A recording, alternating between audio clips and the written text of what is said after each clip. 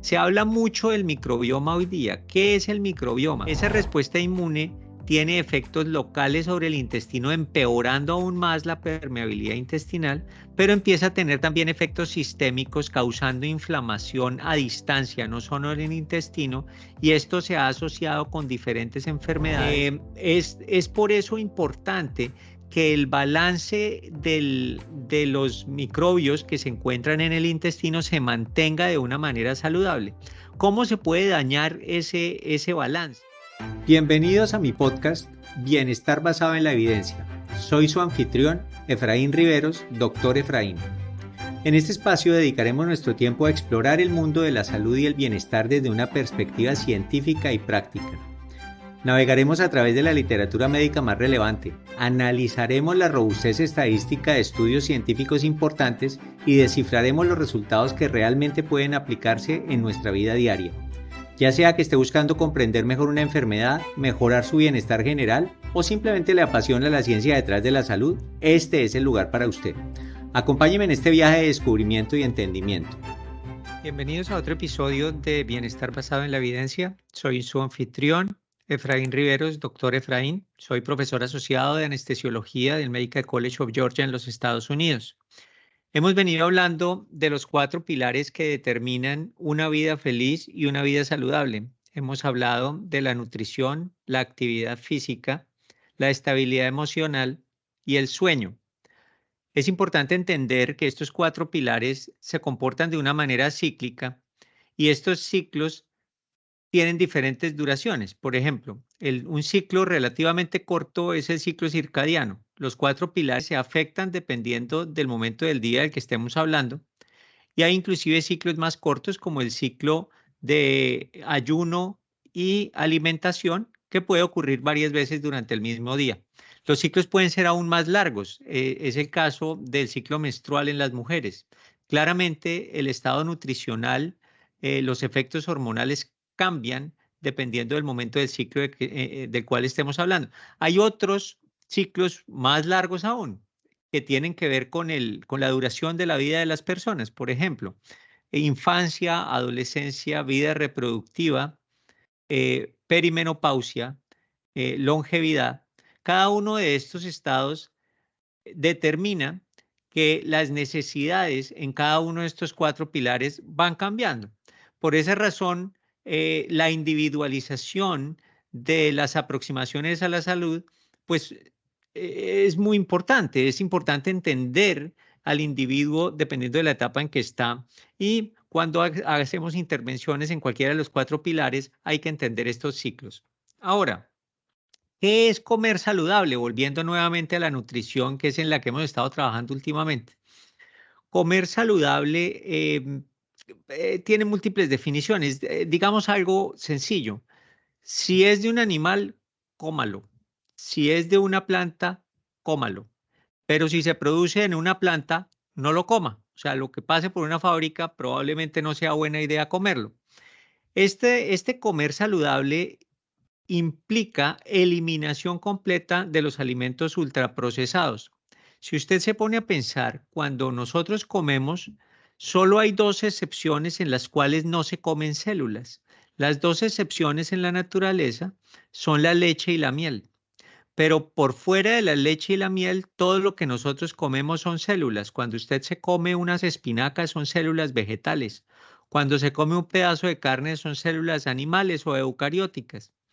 Es interesante que hay múltiples diferencias entre las células animales y vegetales, pero una de las que más salta a la vista es la presencia de pared celular en las células vegetales.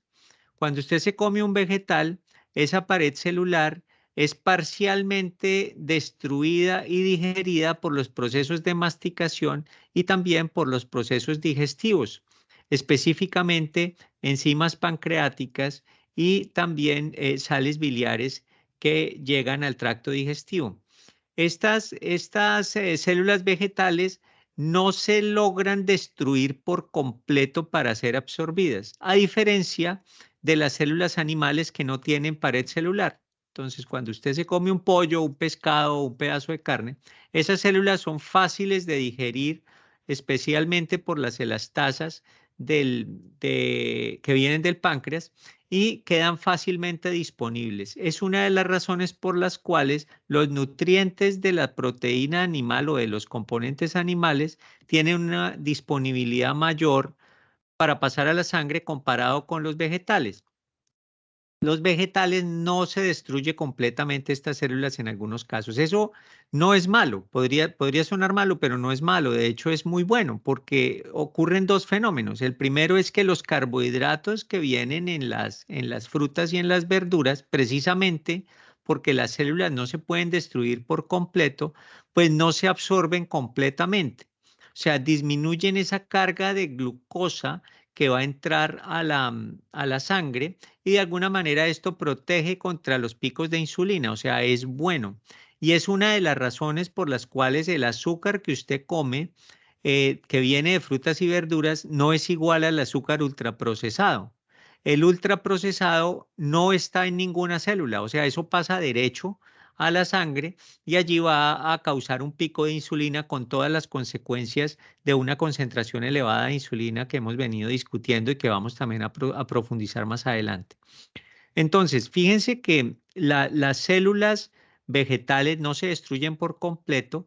Eso limita la absorción de los carbohidratos que allí contienen, que esto tiene un efecto positivo.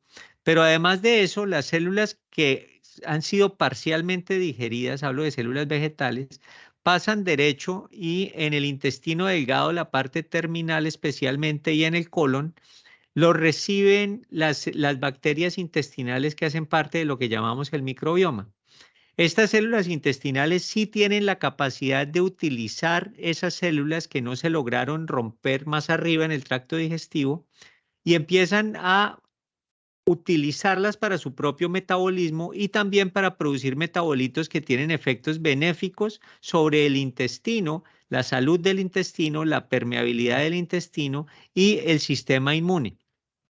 O sea que nos sirve estas células vegetales que no se digirieron completamente y llegaron allí a donde está el microbioma. Vamos a darle un nombre. De hecho, esas células que no se lograron digerir por completo y que llegaron al colon para ser utilizadas por el microbioma es lo que llamamos fibra. O sea, ¿qué es fibra? Fibras son esencialmente células vegetales que no se lograron romper para poder utilizar todo su contenido en el intestino delgado y que llegan a la parte distal para ser utilizadas por el microbioma. La fibra es de lo que se alimenta principalmente el microbioma, no únicamente de fibra, pero principalmente fibra. Entonces, la fibra que llegó allí la utiliza el microbioma.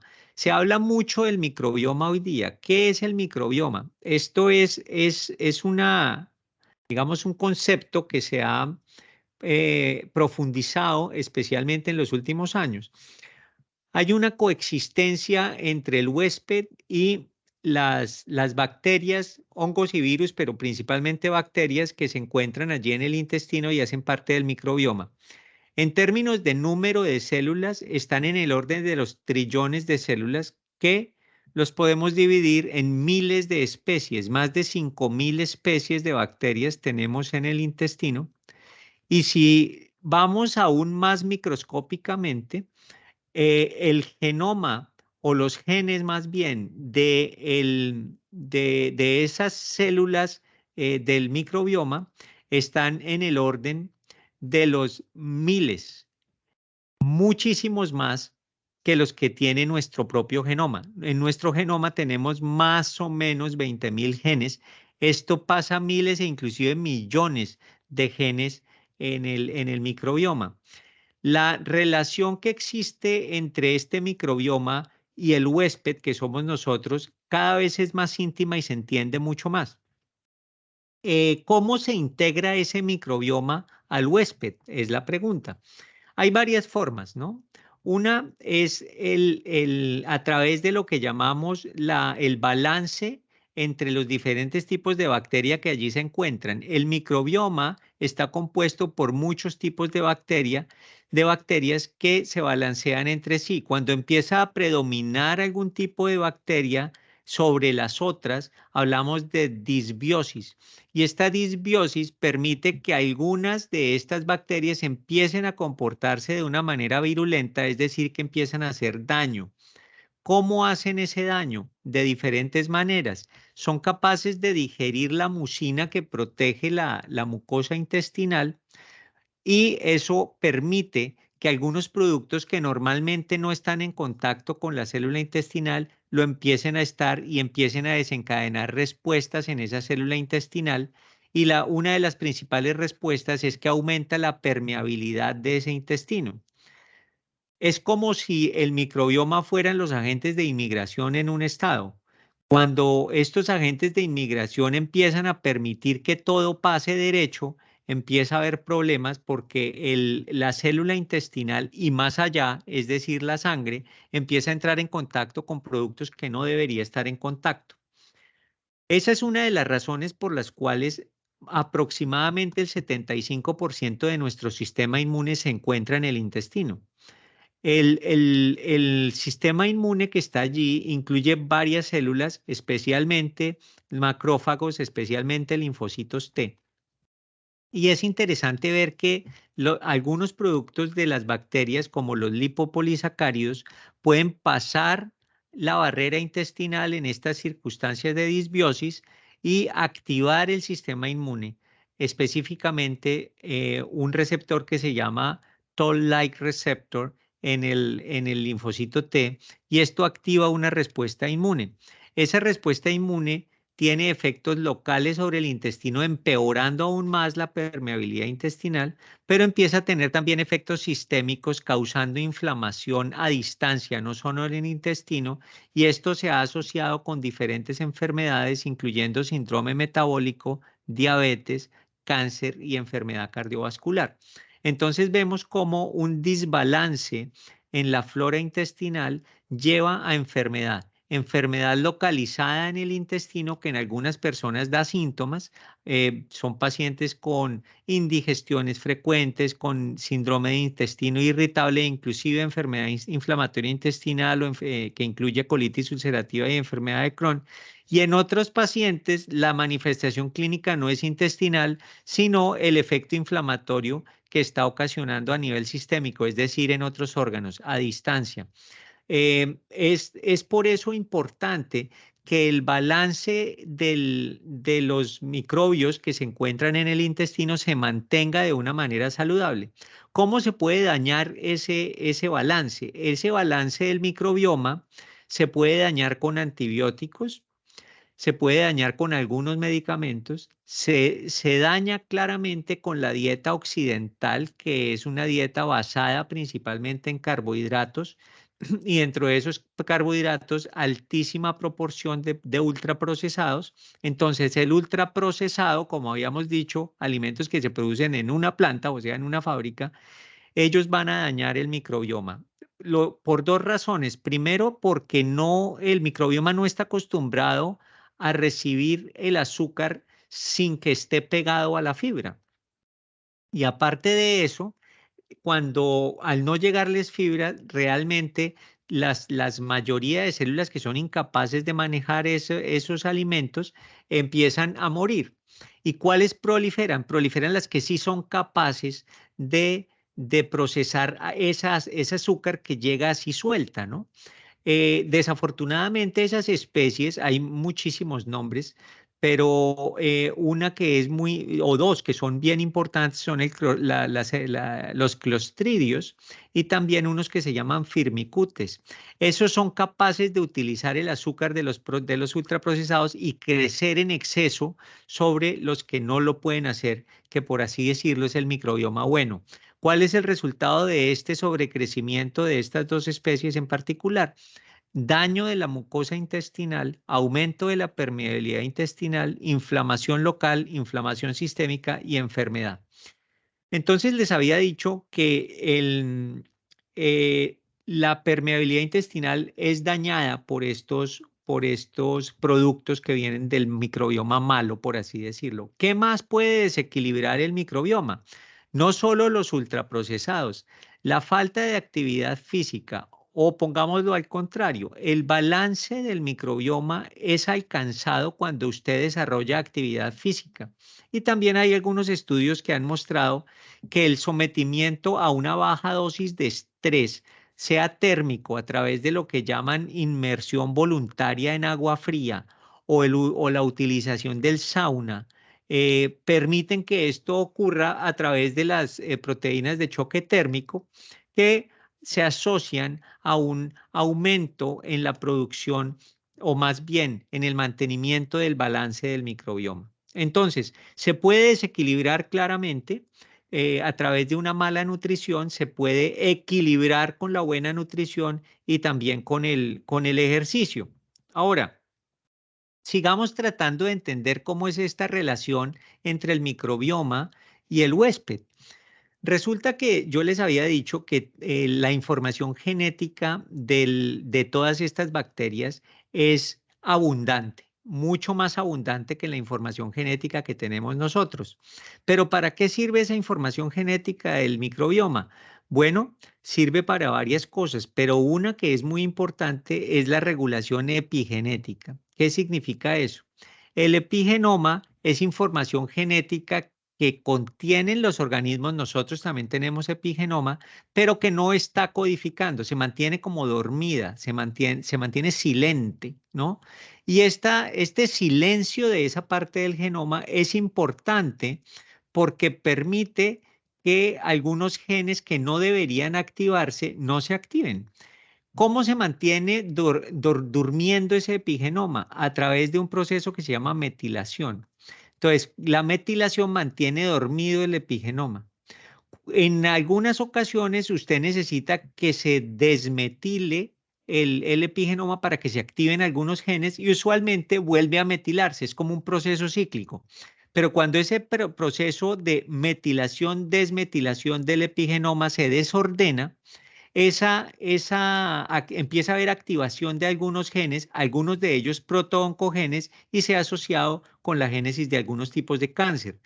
El microbioma tiene una función epigenética de tratar de mantener el epigenoma del huésped dormido y también mantener algunos genes quietos para que no proliferen. Y esto ha sido uno de los efectos que más se ha estudiado últimamente para explicar por qué cuando se pierde el balance del microbioma empiezan a aparecer enfermedades.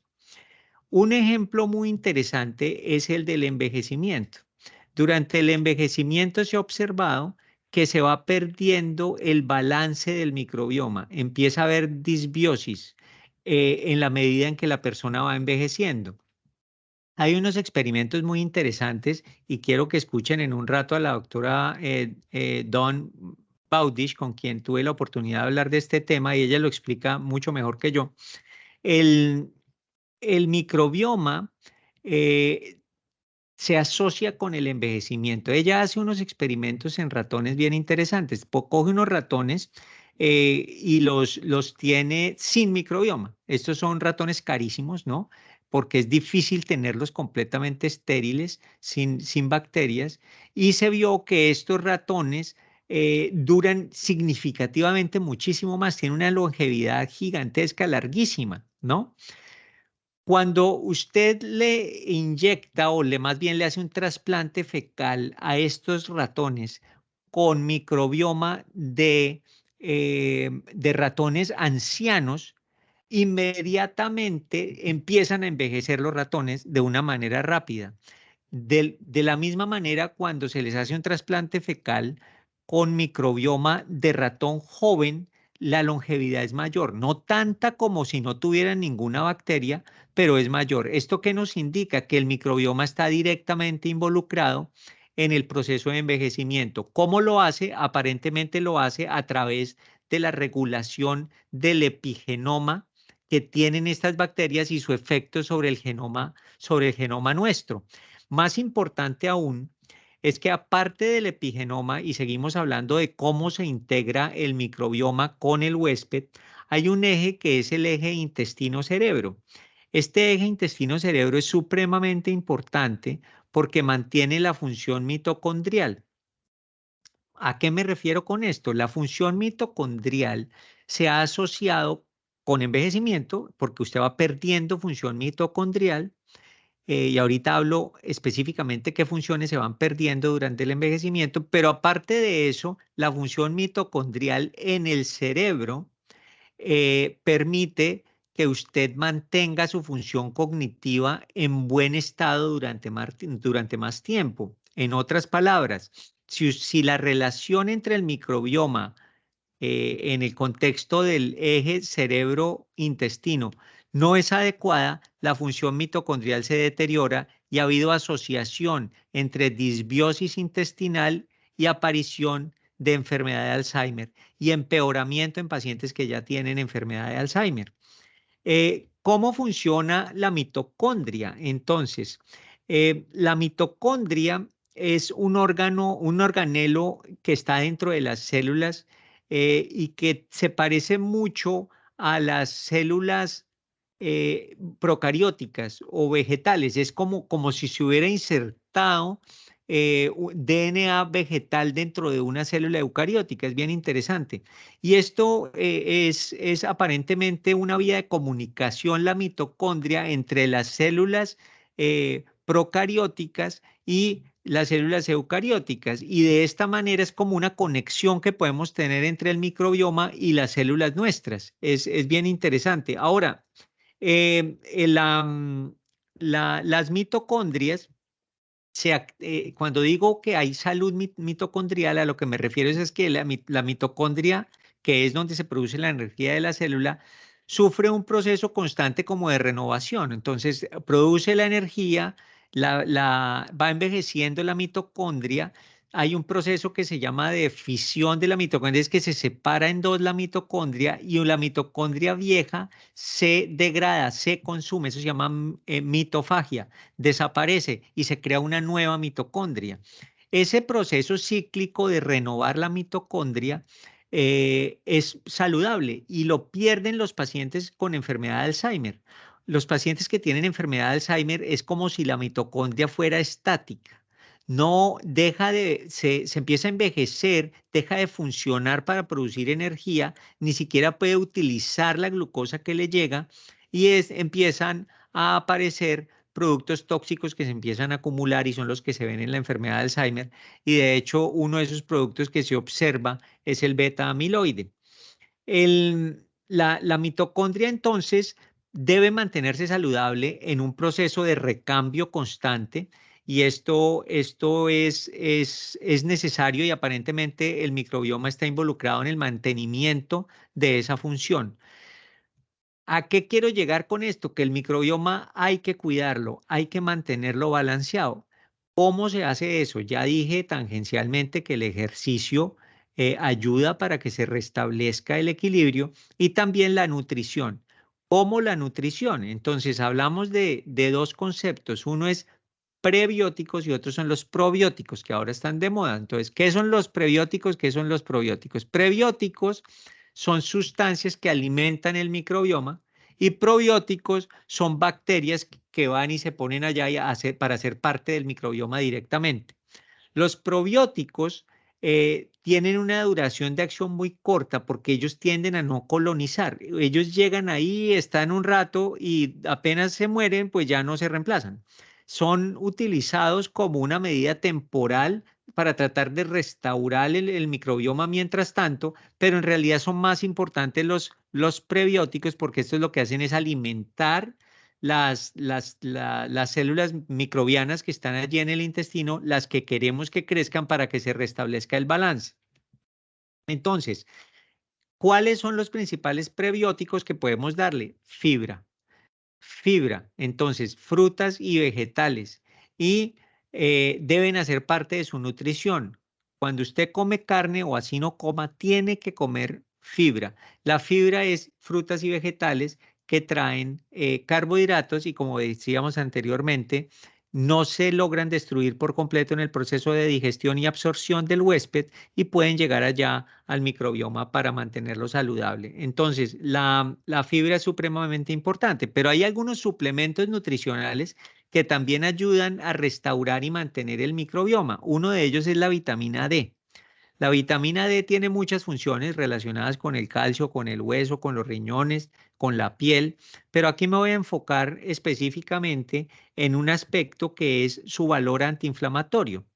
La vitamina D es capaz de disminuir la producción local en el intestino de citoquinas proinflamatorias como la interleuquina 6, interleuquina 12, también el factor de necrosis tumoral alfa y el interferón gamma, y al mismo tiempo aumenta las citoquinas antiinflamatorias como la interleuquina 10. Esto permite que la integridad de la pared intestinal se mantenga, se disminuya la activación de los linfocitos T, como mencionaba anteriormente, con el Toll-like receptor de los linfocitos T, para mantener un estado antiinflamatorio, y esto tiene efectos benéficos porque disminuye el riesgo de diabetes, disminuye el riesgo de enfermedad cardiovascular y disminuye el riesgo de cáncer. Entonces, la vitamina D es crítica. Se ha visto que en las sociedades occidentales más del 70% de las personas son deficientes en vitamina D, en parte por la poca exposición al sol. Cada día nosotros estamos más encerrados en oficinas, salimos, estamos entre el carro, no tenemos ni siquiera contacto directo con la atmósfera, y no nos exponemos suficientemente al sol para que la piel produzca vitamina D. Por esta razón es recomendable que usted se mida los niveles de vitamina D, y si se los encuentra bajos, empiece a suplementar la vitamina D, idealmente para mantenerse en un nivel por encima de 80 nanogramos por mililitro. El suplemento de vitamina D entonces es importante. Otro es la L-glutamina. La L-glutamina también es un sustrato para el microbioma. Habíamos dicho que la fibra es el más importante. Bueno, hay un porcentaje que no es fibra, que es L-glutamina, que permite que el microbioma se alimente, pero además de eso, la L-glutamina es el principal aminoácido utilizado por las células de la pared intestinal para mantener la integridad del intestino. Hay algunos otros suplementos como la inmunoglobulina A derivada del huevo, que da una protección a nivel de la mucosa intestinal contra el sobrecrecimiento y la producción de algunos metabolitos tóxicos por el microbioma malo, por así decirlo. Hay algunos antioxidantes que son muy importantes para mantener el balance del microbioma y mantener la integridad de la pared intestinal. Hay dos de los cuales quiero hablar. Uno es la cúrcuma y el otro es el jengibre. Estos se encuentran en cualquier supermercado, son unas raíces, y usted puede comerlos en sus comidas. Es muy, muy común en comidas orientales, pero usted puede inclusive pelar el jengibre o también la cúrcuma y sacarles un extracto y hacer como un jugo pequeño de esto. Tiene gran poder antiinflamatorio, permite que se mantenga el microbioma y la pared intestinal se mantenga impermeable como debe ser, que sea permeable únicamente a los nutrientes, pero no a sustancias que van a activar el sistema inmune. Eso no es lo que queremos. Ahora, hablamos del balance del microbioma, pero recuerden que para poder restaurar el estado de salud y usted tener la posibilidad de cumplir su meta de ser feliz, estar saludable y estar contento, esto necesita que usted organice su vida alrededor de eso. Entonces necesitamos, por una parte, conocimiento, que es lo que estamos aquí tratando de impartir y de compartir. Necesita también usted decisión, y muy importante, necesita organización. Entonces necesita decir, listo, yo voy a comer mejor, voy a hacer ejercicio. Entonces saque el tiempo para poderlo hacer y que las otras actividades empiecen a girar alrededor de esa. Esa debería ser la constante, lo demás debe ser variable para que usted sea capaz de empezar a disfrutar los beneficios de tener una buena salud, una buena nutrición, que es uno de los pilares. También al mismo tiempo los otros pilares se van a empezar a cuadrar.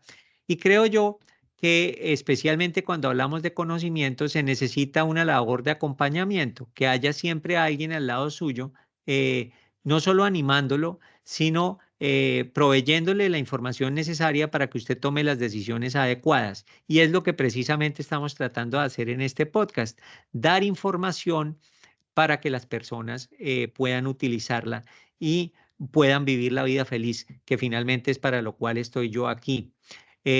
Los invito para que interactúen conmigo a través de la sección de comentarios acerca de todo lo que estamos hablando acá. Si tienen alguna pregunta que yo les pueda responder con la evidencia que está disponible en este momento, bienvenida sea. Claramente esto no es una consulta médica, pero este intercambio de información creo que es benéfico para todos. Espero que hayan disfrutado esto. Los dejo para finalizar el podcast con dos extractos de entrevista. Uno que hice con la doctora Baudish, que mencioné anteriormente, quien habla del microbioma y el envejecimiento. Y por otra parte, quiero que escuchen al doctor Linseth de Noruega. Con él hablamos acerca de microbioma y algo de nutrición. La complementación de los dos va a darles una idea más profunda de lo que acabamos de hablar. Y por favor, me disculpan que la entrevista, ambas entrevistas están en inglés, pero van a estar subtituladas y esto va a permitir ampliar el conocimiento de lo que estamos hablando.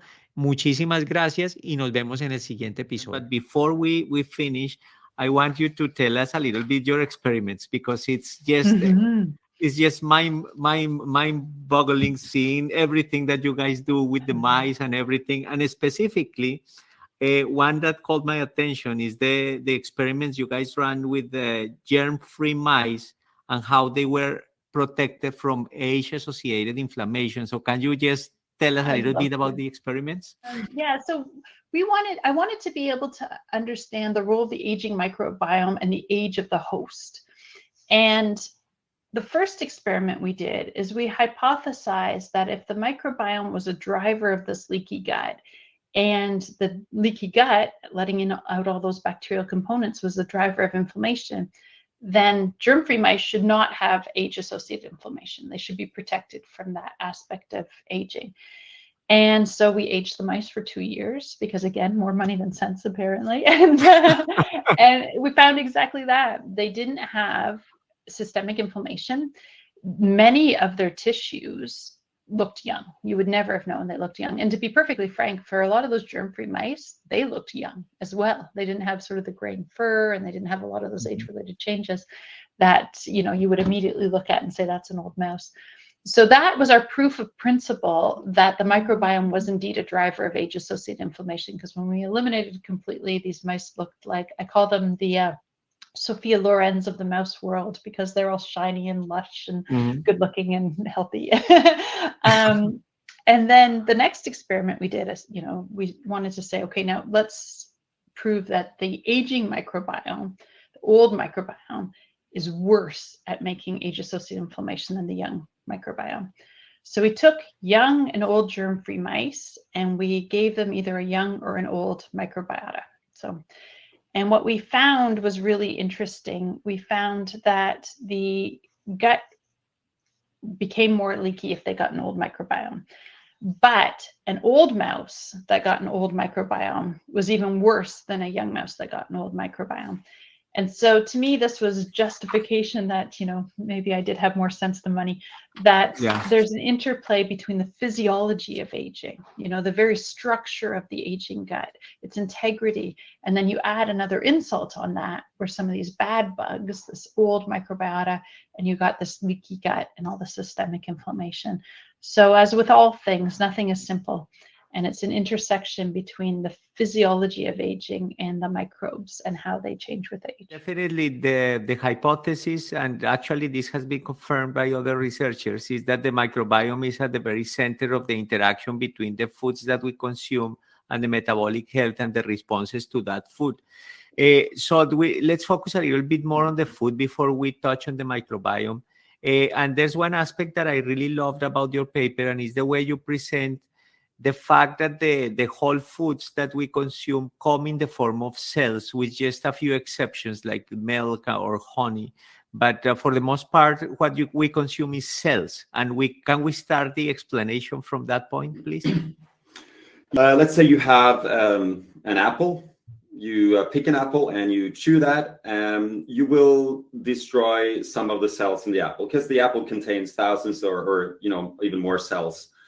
And within these cells, you find most of the sugars that are in an apple. So, and then as you swallow this apple, it will be digested even further. But still, when you get to the small intestine, to the duodenum, there's still going to be some pretty huge bits of clumped together cells, and that the cells are going to be, still containing this fruit, or the sugars are going to be within the cells.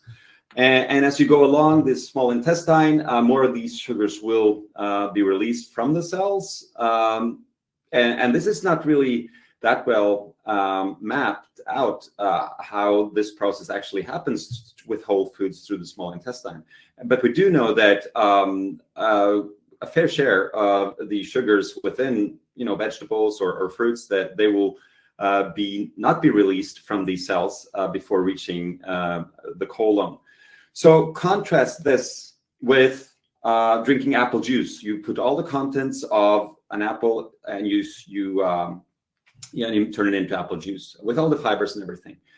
Now, for you as a human being, you will know that, okay, I can eat an apple, I can drink apple juice. There's energy in both of these things, and if I'm really hungry or want some sugar, both of them will work. But to a microbe, which doesn't have eyes or can't hear anything, and they can just feel what's around them, what's closest to directly touching their cell wall. Now they can also get information from other bacteria that signal to them what the environment is like. But so if you have apple juice and it gets down to the duodenum and further down the small intestine, the bacteria are going to be surrounded by sugar. It's going to be sugar everywhere. But if you have bits of whole apple, it's going to be less interesting. It's going to be a lot of fiber, and the sugar is more hidden for the microbes. And what we also know is that if you have increased nutrient density, or perceived increased nutrient density for the microbes, they will increase their virulence. So they will turn on genes that are can be more detrimental to the human physiology. And these bacteria, they use virulence factors to increase their territory, to grow, to expand, and so our hypothesis goes that this will irritate the body, and to maybe be a bit quick, this could lead to inflammation and increased LPS in the bloodstream, and then one effect could be obesity, and obesity is something which can not be good by itself, but it's also a marker of metabolic derangements, and something that increases the risk of several diseases such as cancer, heart disease, and diabetes.